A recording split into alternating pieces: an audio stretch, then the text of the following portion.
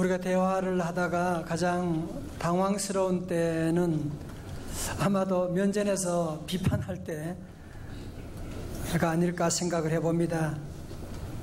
그것은 마치 누가 내 아픈 상처를 건드리는 것 같은, 그때 느끼는 통증을 느끼는 것 같은 현상이기도 하지요.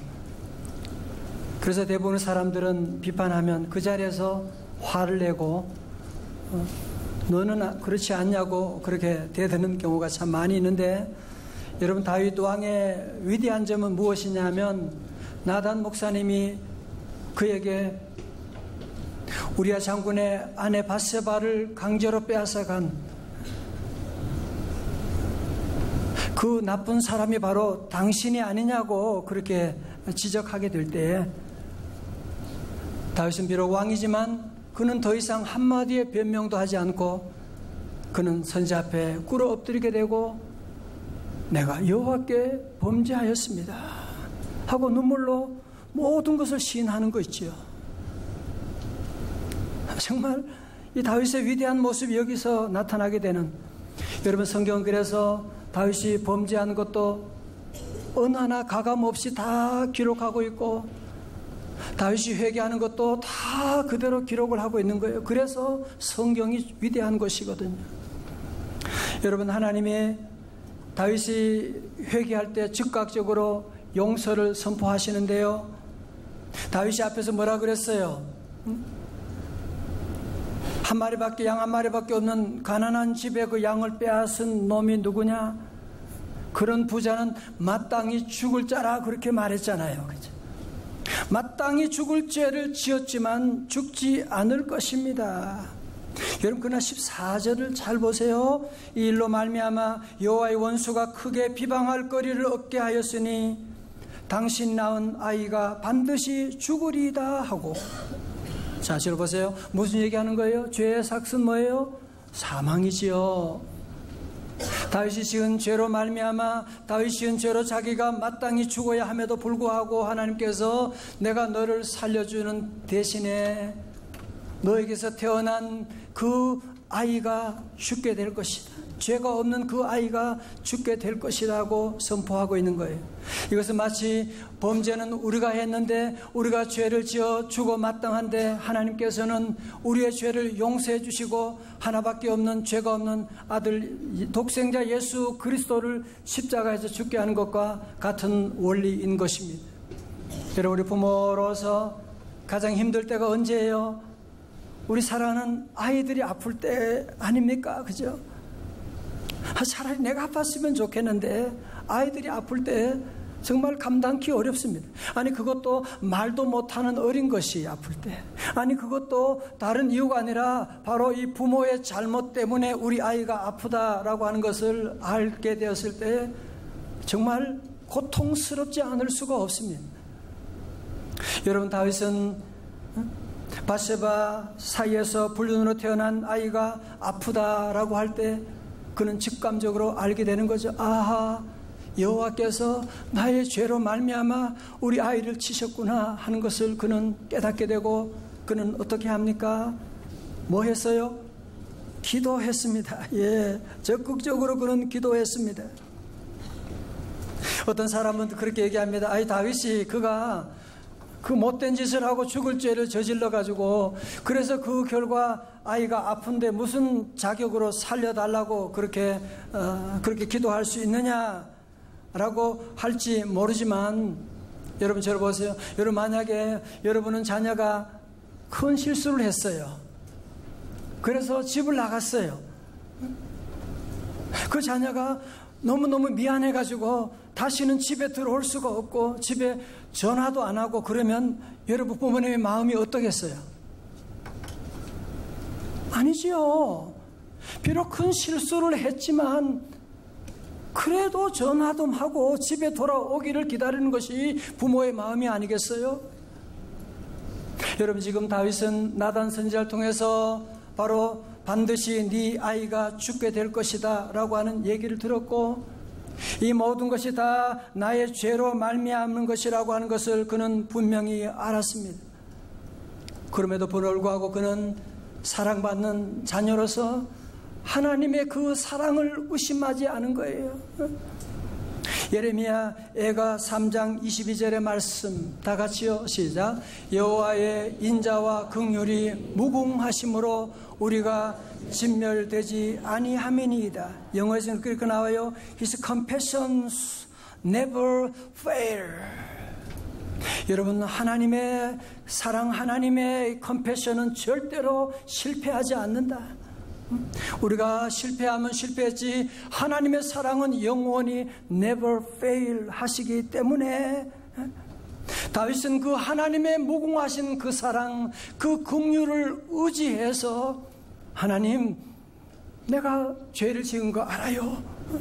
내가 나쁜 놈인 거 알지만 그러나 하나님의 긍휼하심만 믿고 감히 하나님 앞에 나가서 금식하며 눈물로 밤을 지새워서 하나님께 기도하고 있는 것.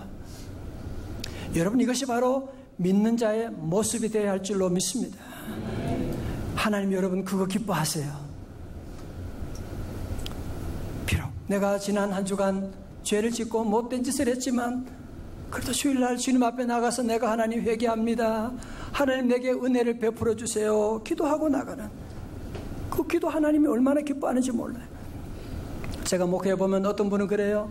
목사님, 내가 무슨 염치를 가지고 하나님께 기도하러 갑니까? 또 어떤 분은 그래요. 기도한다고 뭐 안 될 일이 되고 기도 안 한다고 될 일이 안 됩니까? 뭐 그런 이상한 믿음을 가진 사람들이 있어요. 여러분 잘 아셔야 돼요. 그것은 하나님을 믿는 게 아니라 운명론을 여러분이 받아들이는 거예요. 지금 뭐 될 일은 기도 안 해도 될 거고 안 될 일은 기도 안 해도 기도한다고 무슨 소용이 있느냐? 여러분, 그런 사람들이 너무 많이 있어요. 여러분, 다윗은 이런 운명론을 믿지 않습니다. 하나님이 나와 함께 하시고 하나님은 나를 사랑하신다고 하는 것을 믿고 그는 최선을 다하여 운명에 도전하며 기도하고 있는 거예요. 여러분, 기독교를 그렇게 비판하던, 평생 기독교를 비판하던 무신론자 이어령 교수님 아시죠? 이분이 그의 마지막 삶 가운데 그의 사랑하는 딸 이민아 집사가 실명 직전의 시력장애 증상으로, 그는 암에다가 실명 직전의 시력장애 증상으로 딸의 눈이 아픈 것을 통하여 그가 회개하고 주님께 돌아왔는데요, 이분이 예수 믿게 된 간증을 하면서 내 딸이 시력을 잃게 되어 살아있는 동안 다시는 내 얼굴을 볼 수 없다는 사실은 정말 믿을 수 없었습니다. 그래서 나는 한 작은 교회에서 처음으로 눈물로 하나님께 기도를 드렸습니다. 그런데 얼마 후에 기적과 같은 일이 벌어져서 이 딸이 수술받으러 병원에 갔는데 의사가 완전히 회복되었다고 하는 그 판정을 받고 아버지 이어령 교수가 다시 한번 주님을 만나고 세례받고 구원받은 놀라운 역사가 일어나게 된 것입니다. 할렐루야. 오늘도 기도하면 하나님이 응답 주시는 줄로 믿습니다. 여러분, 그런데요, 다윗의 눈물의 간절한 기도 하나님께 드렸잖아요. 근데 하나님 어떻게 했어요? 병든 지 7일 만에 그 아이가 죽게 된 거예요. 그러면 여러분 가운데 하나님, 그러면 다윗의 기도는 들어주지 않았네요. 여러분, 이 기도 생활할 때 제일 큰 함정이 바로 여기 있습니다. 제가 얘기해 보면 많은 분들이 기도 생활하면서 상처가 많더라고요. 왜? 하나님이 내 기도 그렇게 기도했는데 안 들어주시던데요. 여러분, 여기에 문제가 뭐냐 하면 내가 기도한 대로 응답 주면 응답 기도 들어준 것이고 내가 기도한 대로 안 되면 안 들어준 것이라고 생각하는, 그게 잘못된 것이고, 아니 여러분 가운데 여러분의 자녀가 구하는 대로 다 해주는 부모님 있으면 한번 손 들어보세요. 우리 하나님도 그렇게 한 번도 약속한 적이 없으세요. 도리어 마태복음 7장 11절에 하늘에 계신 너희 아버지께서 구하는 자에게 뭘 준다 그랬어요? 듣고 계세요? 구하는 자에게 뭘 준다고요? 좋은 것을 주시는 거야. 구하는 대로 주시는 것이 아니라 구하는 자에게 좋은 것을 주시는. 할렐루야. 여러분, 자, 이때 이 아이가 죽게 된 다음에 왕에게 그 얘기를 아무도 할 수가 없잖아요. 수근수근 거리고 있는데 왕이 분위기를 보면 알잖아. 그죠? 그래, 아이가 죽었느냐? 그러니까 신하가 들기 황송하오나 그렇사옵나이다. 자, 보세요. 그 다음에 다윗 왕이 어떻게 하는지 여러분이 행동을 잘 보시자고요. 긍정적으로 받아들이는 겁니다. 어떻게 받아들인다고요? 긍정적으로 받아들이는 거예요. 저를 보세요. 대부분의 사람들은 이 거꾸로 하거든요. 살았을 때는 최선을 다하지 못하고, 부모님 살아계실 때는 효도를 다하지 못하고, 돌아가신 다음에 우리는 늘 어리석어서 돌아가신 다음에 눈물 흘리는 거야.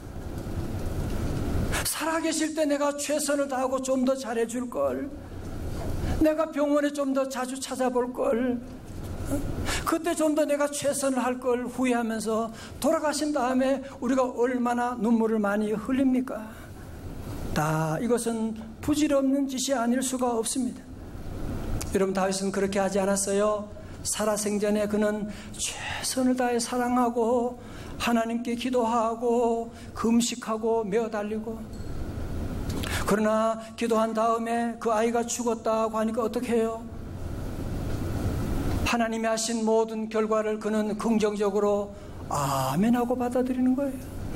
다 같이 아멘. 하나님이 하신 이 모든 일을 받아들이는 그 아름다운 자세.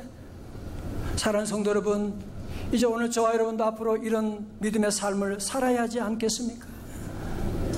우리는 늘 주어진 과정 가운데 최선을 다하지 못하고 사랑하지 못하고 지나간 다음에 늘 후회하는 그 인생. 여러분, 다윗은 그렇게 하지 않거든요.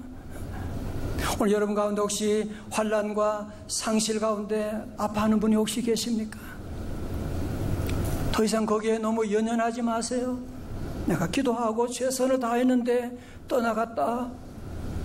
이제는 그 결과를 여러분이 가슴에 받아들이고 절대 긍정의 자세를 가지고 여러분이 반드시 이건 알아야 돼요. 두 가지 뭐예요? 하나님이 나를 사랑하신다고 하는 거예요.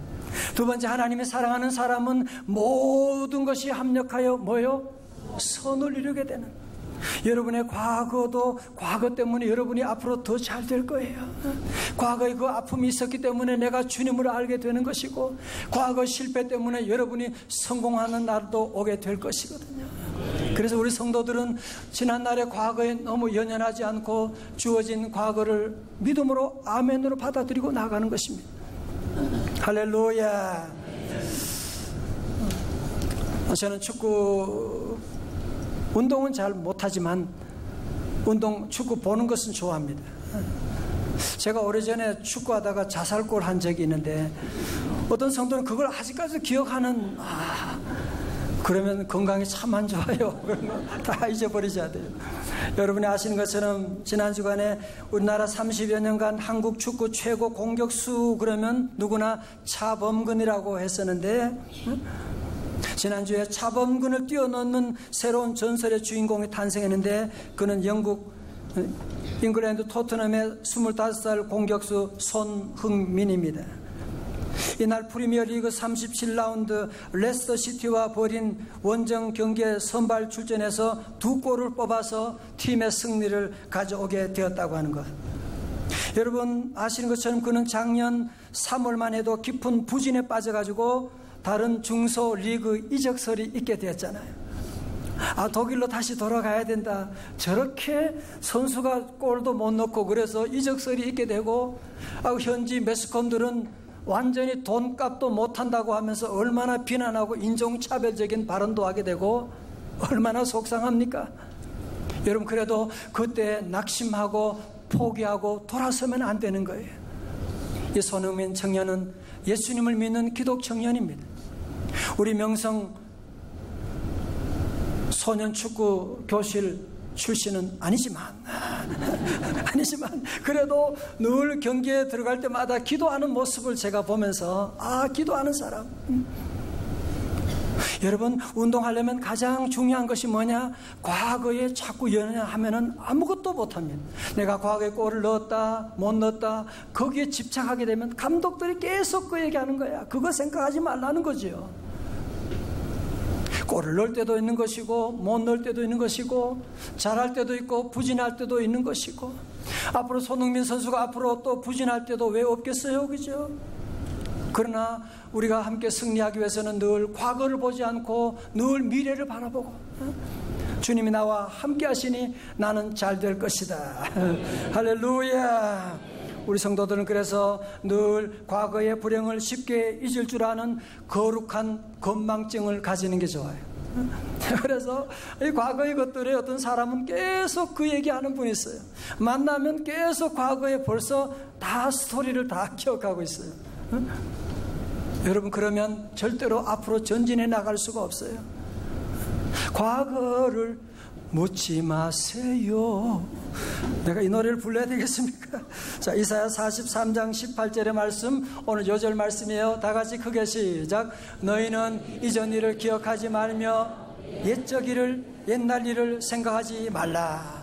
옛날 일을 생각하지 말라. 영어로도 여러분 쉬워요. Forget the former things. 그 전에 있는 건 다 forget 하라는 거예요. 그러면서도 다 같은 말로 뭐예요? Do not dwell on the past. 무슨 말이에요? 과거라고 하는 곳에 집을 짓고 살지 말라는 거예요. 과거 얘기로, 과거의 경험으로, 과거의 성공, 과거의 상처 가운데 아직도 집을 짓고 사는 사람은 절대로 앞으로 나갈 수가 없습니다. 왜요? 19절에 보라, 내가 새 일을 행하리니 See, I am doing a new thing. 하나님이 새로운 일을 행하는데 과거에 집을 짓고 사는 사람은 절대로 하나님의 새로운 역사를 경험할 수가 없습니다. 계속 말씀하죠. 너희가 그것을 알지 못하겠느냐? 반드시 내가 광야의 길을, 사막의 강을 내리니. 할렐루야. 자, 저 보세요. 그래, 우리 성도들은 기도할 때가 있고 그 결과를 받아들일 때가 있는 거예요. 공부할 때가 있고 공부한 다음에 그 결과를 받아들이고, 내가 직장생활, 내가 사업을 할 때 최선을 다해서 일하지만 그 모든 결과는 아멘으로 받아들이게 되고, 다 같이 아멘. 우리 예수님도 겟세마네 동산에서 할 수만 있으면 이 잔이 지나가게 하옵소서, 그러나 내 뜻대로 마시고 아버지의 뜻대로 하옵소서 하고 기도하며 그 모든 십자가를 받아들이잖아요. 여러분, 다윗도 최선을 다하여 기도하지만 아들이 죽었다고 하니까 그것을 받아들이고 그 슬픔에 가슴을 안고 그는 다시 하나님께 예배 자리로 나가게 됩니다.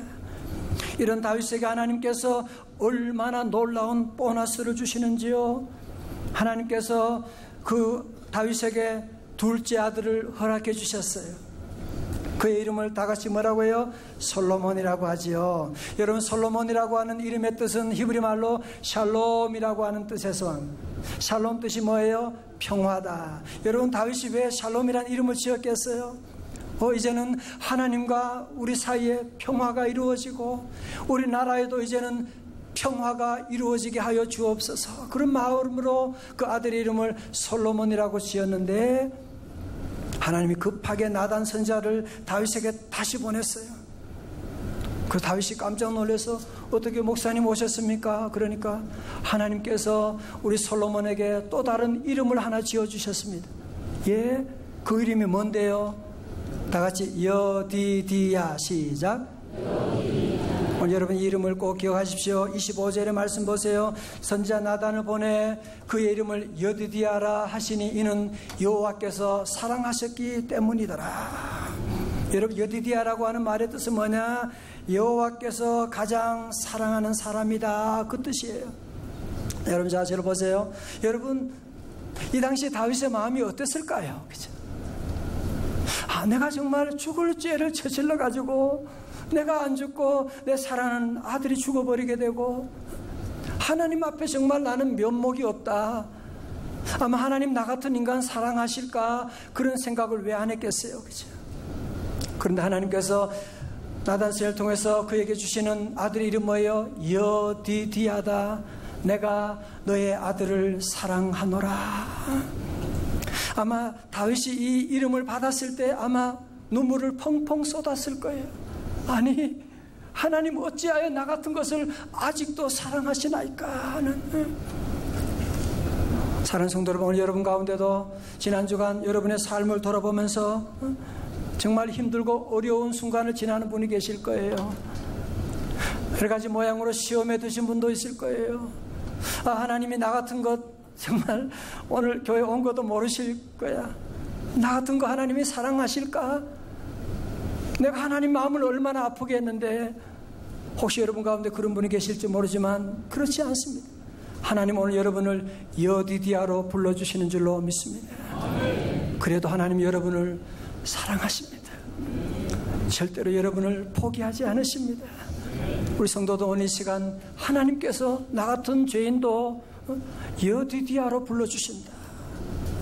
다 같이 아멘. 여러분, 그래서 이 세상에서 가장 아름다운 섬이 있다면 무슨 섬인지 아십니까?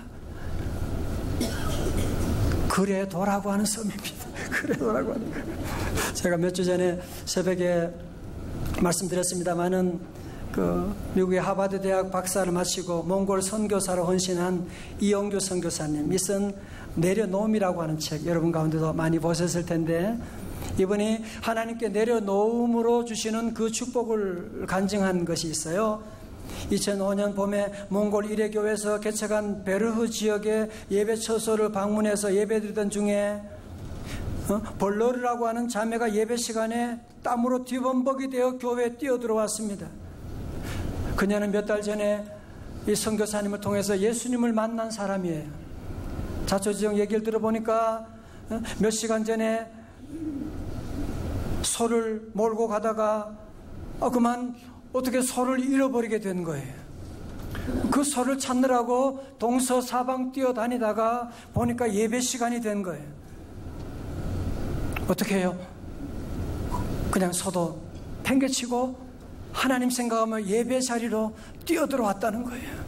헐레벌떡 뛰어들어와서 하나님께 예배드리겠다고 하는. 여러분, 이 몽골은 소는 재산과 같은, 전재산과 같은 귀한 것인데 소를 포기하고 예배 자리로 달려온 것입니다.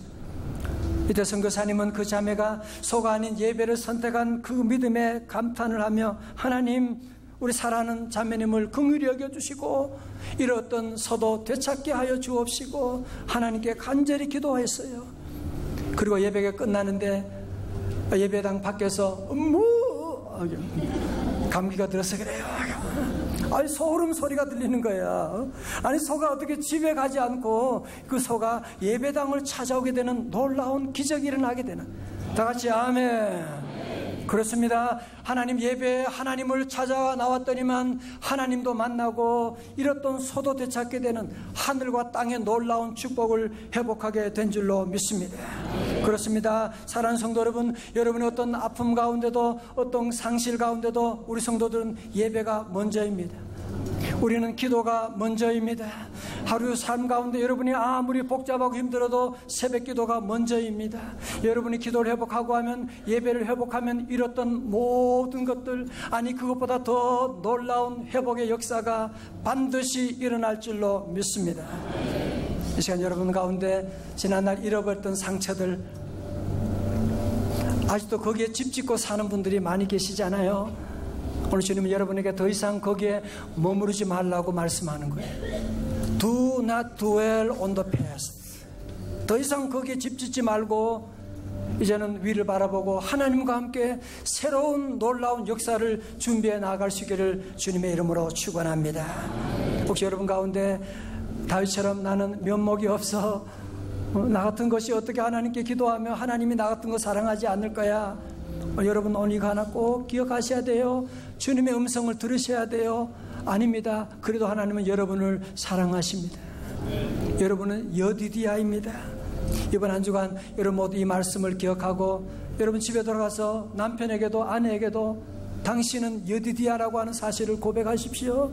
여보, 당신이 힘들고 어려워도 그래도 하나님은 당신을 사랑하는 거예요.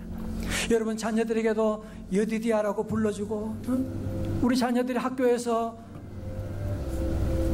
공부하면서 1등 아닌 아이들은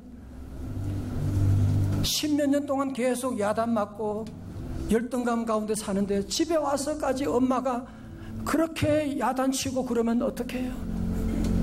적어도 집에서는 부모님들이 성적으로 아이들 얘기하지 말고, 너는 여디디아야, 하나님이 너를 사랑해, 하나님이 너를 향하여 놀라운 일을 이루어 나가실 거야. 우리 성도 여러분, 오늘 귀한 말씀을 여러분이 평생 마음에 새기고 우리 자신의 모습을 자꾸 묵상하고 얘기하고, 자꾸 옛날 과거 사건의 경험에 상처에 집을 짓지 말고, 이제 우리 모두 예수 이름으로 일어서서 하나님의 새로운 역사를 체험하는 여디디아의 놀라운 은혜와 축복이 함께 하시기를 주님의 이름으로 축원합니다.